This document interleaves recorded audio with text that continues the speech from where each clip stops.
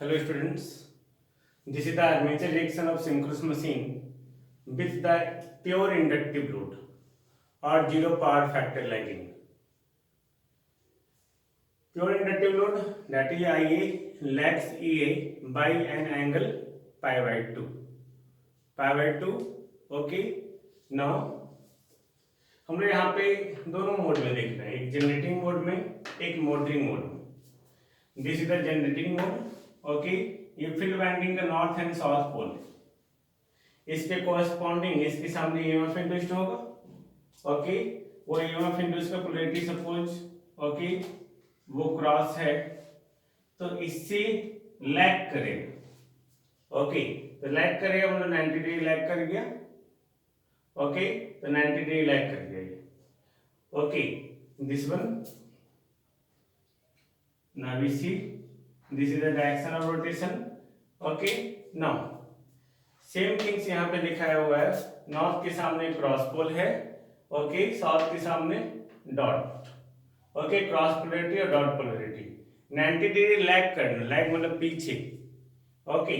तो ये लैग करेगा, ओके. दिस वन क्रॉस, ये दिस वन डॉट हो गया, ओके. नाउ अगर हम यहाँ पे डायरेक्टली देखना चाहें, देन ए डैश इसके कोरस्पॉन्डिंग आर्मेचर रिएक्शन का ये इफेक्ट होगा. मेन आपका नॉर्थ से निकल रहा है मेन मैग्नेटिक फ्लक्स, तो डायरेक्शन इसका इधर, तो F F minus F A R, that is F R. तो सबसे पहले यहाँ पे एक्साइटेशन जो दिख रहा है हम लोग का, एफ एफ जो है एफ आर से ज्यादा है, यानी this is over excited machine. Resultant flux field, resultant MMF जो आ रहा है वो मेन मैग्नेटिक एमएमएफ से वो क्या है, कम है. यानी कि जितना हम लोग फील्ड सप्लाई दे रहे हैं वो रिजल्टेंट से ज्यादा सप्लाई दे रहे हैं, then that is called over excited. Similarly in the case of motor, okay, this one A dash से ए, दिस वन, इसका डायरेक्शन इधर होगा एफ ए आर का, और नॉर्थ से निकलेगा तो एफ एफ ये होगा, इन दोनों का ऐड होगा तो एफ आर. तो यहाँ पे एफ आर जो है एफ एफ से ज्यादा है, यानी कि एफ एफ जो है एफ आर से कम है, यानी कि मेन मैग्नेटिक एमएमएफ जो है, ओके, रिजल्टेंट एमएमएफ से वो क्या है, कम है. यानी कि मोटर क्या है, अंडर एक्साइटेड, यानी कि एक्साइटेशन हम लोग कम दे रहे हैं. यहाँ पे एफ एफ एफ आर से ज्यादा है, यानी कि एक्साइटेशन ज्यादा दे रहे हैं, दोनों ओवर एक्साइटेड.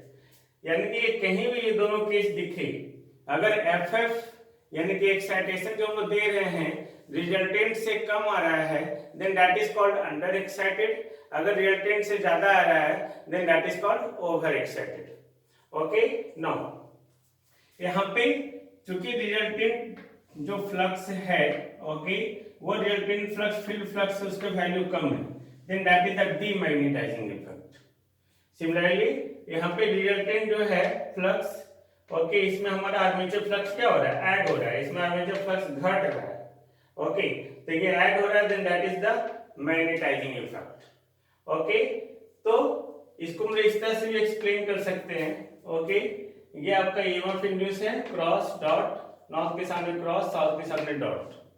लैग कर रहा है तो 90 डिग्री लैग करवा दिए, 90 डिग्री लैग करवा दिया. ऑफकोर्स दोनों के बीच में 180 डिग्री एंगल होता है पोल पिच, ओके. तो pole pitch is always 180 degree electrical, तो इन दोनों के बीच में ये 90 डिग्री, तो इससे 90 डिग्री इसके सेंटर पे आएगा, इससे 90 डिग्री इधर आएगा, इसी तरह पोल आगे बढ़ते चला जाएगा. नाउ इसी चलते मैग्नेटिक फील्ड ये है, ओके. यहाँ पे सेंटर पे मैक्सिमम, इसके सेंटर पे मैक्सिमम बट निगेटिव, तो सेंटर पे maximum positive, maximum but negative, okay. ये डायरेक्शन इधर से इधर जा रहा है. नाउ इसके चलते जो फ्लक्स आएगा, क्रॉस है तो क्लॉकवाइज, इसके चलते डॉट है तो एंटी क्लॉकवाइज, ये क्रॉस है तो क्लॉकवाइज. अब देखो इन दोनों के बीच में, इन दोनों के बीच में इसका फ्लक्स और इसका फ्लक्स दोनों एडिटिव नेचर है, दिख रहा है, और दोनों का डायरेक्शन क्या है, डाउनवर्ड. तो यहां से यहां तक, इसके सेंटर पे यहाँ, इसका सेंटर यहाँ, तो यहाँ से यहाँ तक ये डायरेक्टली क्या होगा, उल्टा. ये दिस वन, यहाँ पे दोनों का एडिशन हो रहा है, तो ये मैक्सिमम, सेंटर पे 0 और ये सेंटर पे 0. उसी तरह इन दोनों के बीच में सारा मैग्नेटिक फील्ड एक दूसरे को सपोर्ट कर रहा है, बट इन दोनों के सेंटर में क्या होगा, पॉजिटिव और मैक्सिमम, पॉजिटिव और मैक्सिमम, और सारा ऊपर है, दिख रहा है। हम लोग जानते हैं रिजल्टेंट फील्ड फ्लक्स जो होता है that is the phasor sum of main field flux and armature flux. यहाँ पे आपको मेन फील्ड फ्लक्स ये है, ठीक इसके जस्ट ऑपोजिट फेज में ये दिख रहा है फाई ए, फाई एफ के जस्ट ऑपोजिट फेज में फाई ए दिख रहा है, तो ये क्या होगा, इसके वैल्यू को हर इंस्टेंट पे घटाएगा, तो हर इंस्टेंट पे घटा के इसके वैल्यू को क्या कर देगा, कम कर देगा। तो कम कर दे रहा है यानी कि वो उसको डीमैग्नेटाइज कर दे रहा है, जो मैग्नेटाइज हो रहा था ओके, तो आर्मेचर एमएमएफ के कारण जो है उसके वैल्यू डीमैग्नेटाइज हो गया। सिमिलरली ये जो आपका ये भी यहाँ पे उसी तरह दिखाया हुआ है, ये हमारा जो है फाई ए है, ये फाई एफ है, और ये फाई आर है, फाई आर घट गया, इसलिए हम लोग बात करते हैं हमेशा okay in the case of generator, ये जनरेटर था हमारा okay, generator okay, there will be over excited and directly demagnetizing effect. In the case of synchronous motor, यहाँ पे लिख दिया मैंने for zero power factor lagging demagnetizing, sorry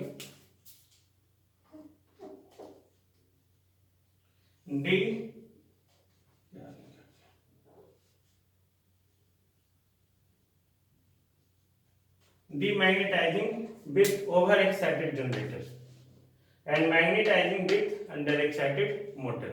Now हम लोग देखते हैं armature reaction with capacitive load.